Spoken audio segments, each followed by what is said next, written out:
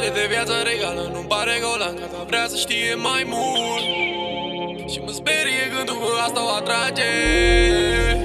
N-avem multe în comun, dar nu vreau să-i spun. E tupită și este piatră, dar totuși mă tratează ca un rege și se pune pe locul 3.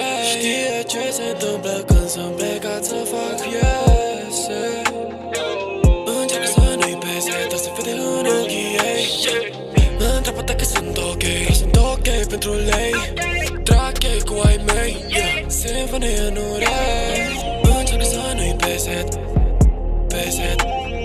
Mă întreabă dacă sunt ok pentru lei.